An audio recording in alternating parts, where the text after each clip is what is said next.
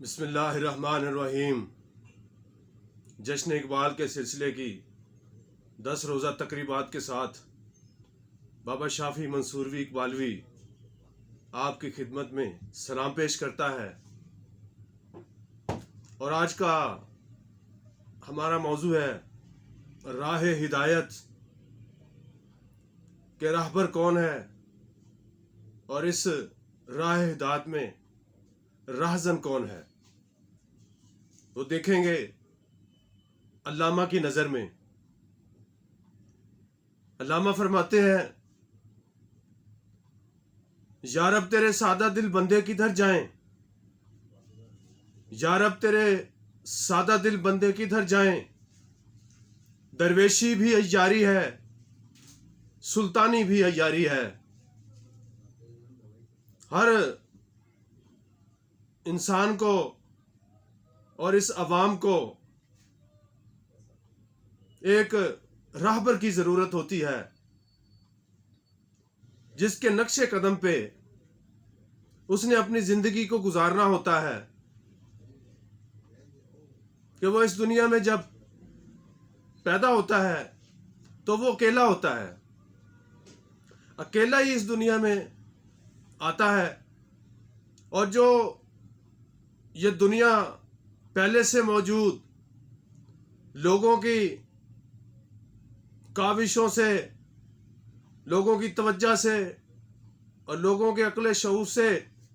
چل رہی ہوتی ہے، انسان نے جب اپنی شعور کی منزل تک پہنچنا ہوتا ہے تو اس کو یہ طے کرنا پڑتا ہے کہ میں کس راستے کا مسافر ہوں، مجھے کس کارواں میں شامل ہونا ہے، اور اسی کارواں کے شامل ہونے کی پریشانی میں علامہ صاحب لکھتے ہیں کہ چلتا ہوں تھوڑی دیر ہر ایک راہ رو کے ساتھ، چلتا ہوں تھوڑی دیر ہر ایک راہ رو کے ساتھ، پہچانتا نہیں ہوں ابھی راہبر کو میں۔ تو ہر انسان نے اپنی منزل کا تعین کرنا ہے، اپنے ٹارگٹ کو، اپنے آبجیکٹس کو، ایمز کو سامنے رکھنا ہے، کیونکہ اللہ کی ذات نے اس انسان کو باشعور و باعقل پیدا کیا ہے، اور اس کے باشعور اور باعقل اور صاحب عقل و صاحب ادراک ہونے کی یہی دلیل ہے کہ یہ اچھے اور برے میں تمیز کرے، صحیح اور غلط کو چنے۔ لیکن جب انسان ان راستوں پر چلتا ہے تو کبھی اسے ایک آدمی کی بات اچھی لگ رہی ہوتی ہے، اس کے من کو بھا رہی ہوتی ہے، لیکن کچھ عرصہ گزارنے کے بعد اس کو اپنے دل کے اندر ایک خلا سا محسوس ہوتا ہے کہ میرے اندر کچھ کمی ہے، کوئی چیز ایسی ہے کرنے والی، جو لازم کرنے والی ہے، وہ مجھ سے چھوٹ رہی ہے، اور وہ اسی پریشانی میں پھر کسی دیگر کارواں کی تلاش میں نکل پڑتا ہے، کیونکہ انسان نے پیدا ہوتے ہی اس کائنات میں قدم رکھتے ہی اوائل سے ہی محسوس کیا کہ کچھ کمی ہے، جس کی یہ تلاش میں رہتا ہے، اور اس کمی کو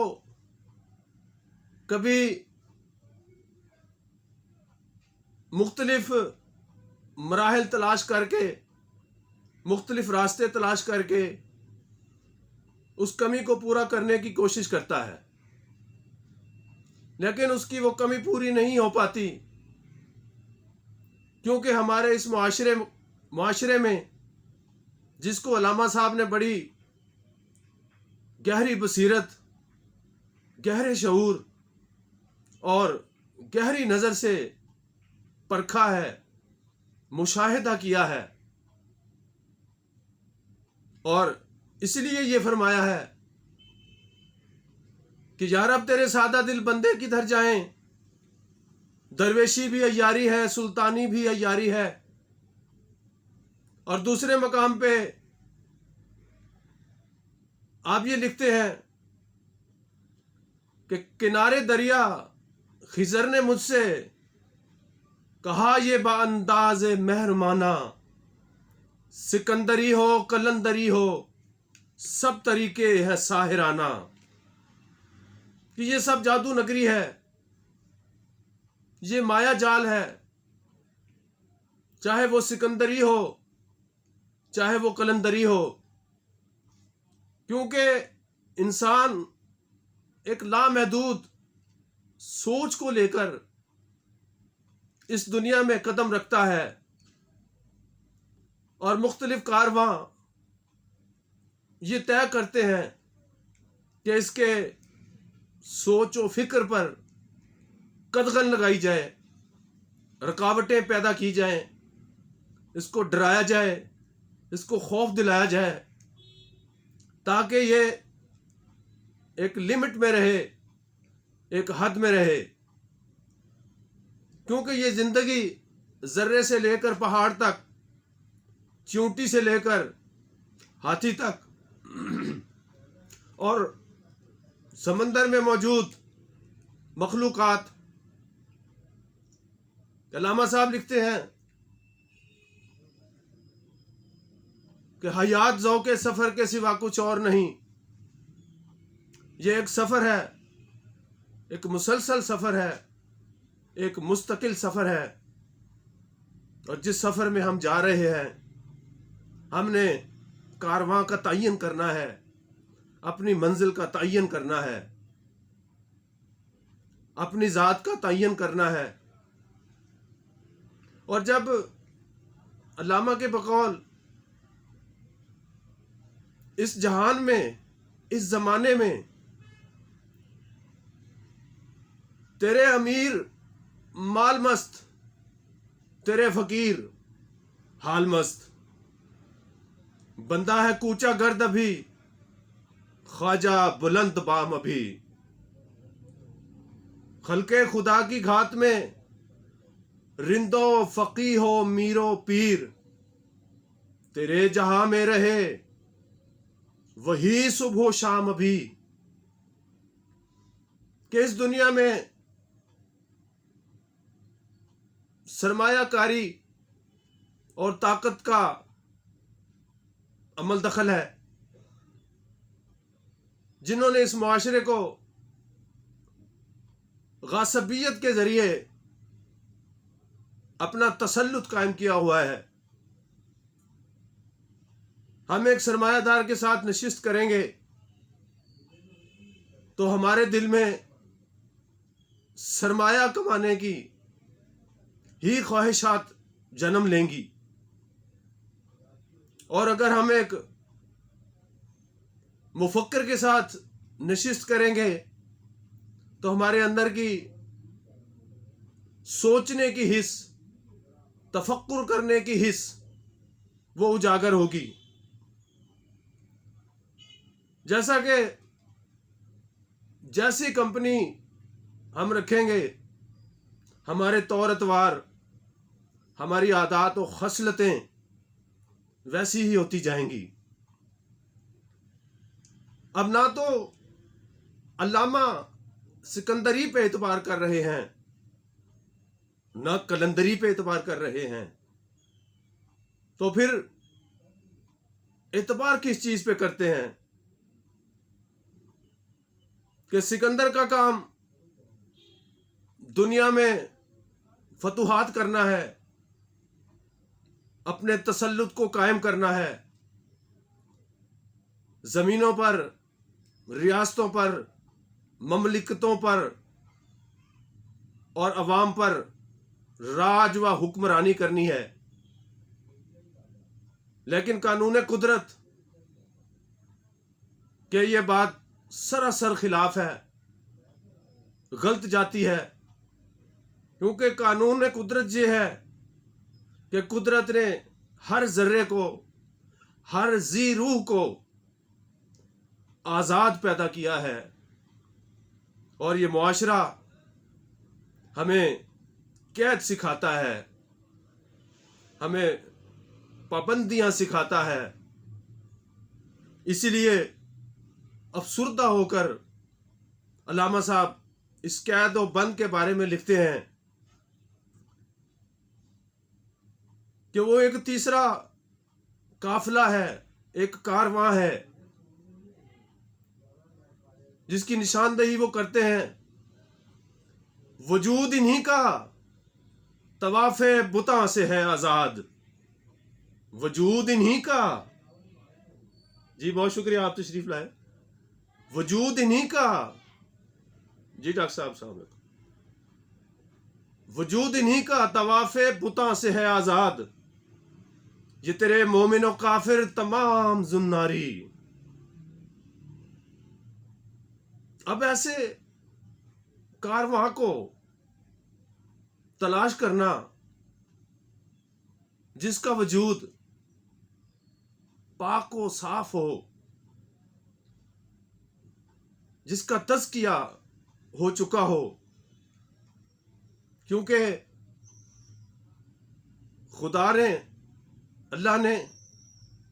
اپنے منتخب انسان اس دنیا میں بھیجے، اور ان کا کام کیا تھا؟ قرآن پاک میں جیسے ارشاد فرمایا، وَيُزَكِّيكُمْ، تمہیں پاک کرتے ہیں، وَيُعَلِّمُكُمُ الْكِتَابَ، اور تمہیں کتاب کا علم سکھاتے ہیں۔ یہ ہے وہ کارواں، یہ ہے وہ خیر البشر لوگ، کامل انسان، اللہ کے انبیاء، رسول، پیغمبر، جنہوں نے انسانوں کو پاک کرنا ہے۔ اور یہ پاکی حقیقت میں ہے کیا؟ تو اس کے بارے میں علامہ صاحب بڑے مختصر انداز میں لکھتے ہیں کہ دل سوز سے خالی ہے، نگہ پاک نہیں ہے۔ دل سوز سے خالی ہے، نگہ پاک نہیں ہے، پھر اس میں عجب کیا کہ تو بے باک نہیں ہے۔ یہ ہے وہ پاکی جس کا اشارہ علامہ صاحب اس شعر میں دیتے ہیں کہ جب دل ہی سوز سے خالی ہوگا، نگہ پاک نہیں ہوگی، تو انسان کے اندر بے باکی پیدا نہیں ہو سکتی۔ اور اس بے باکی کے لیے نگہ کی پاکی ہے کیا؟ میں ذرا یہ بیان کرتا چلوں کہ ہم نے شرکت سے، یعنی شرک سے بچنا ہے۔ ہم نے اپنے من کو، اپنے قلب کو، اپنی روح کو اس یقین پر، ایمان پر لے کے آنا ہے کہ اللہ تبارک و تعالیٰ کی ذات ایک ہی ذات ہے جو پورے کائنات کے نظام کو آپریٹ کر رہی ہے، چلا رہی ہے، جس نے ایک ذرے کو طاقت بخشی، پانی کے ایک قطرے میں سمندر کی صفات کو ڈالا، اور اس انسان کی، اس صاحب شعور، صاحب عقل و صاحب ادراک انسان کی تخلیق کی، اور اس کو دنیا کی اس گہرائی میں پہنچا دیا، اور پھر اس کو عظمت دینے کے لیے ٹارگٹ دیا کہ تو جس مقام سے چلا ہے، اب تو نے اسی مقام تک واپس پہنچنا ہے. تو اس بات کو مزید جاری رکھتے ہوئے علامہ صاحب لکھتے ہیں، جھپٹنا پلٹنا پلٹ کر جھپٹنا لہو گرم رکھنے کا ہے ایک بہانہ، اور پرندوں کی دنیا کا درویش ہوں میں کہ شاہی بناتا نہیں آشیانہ.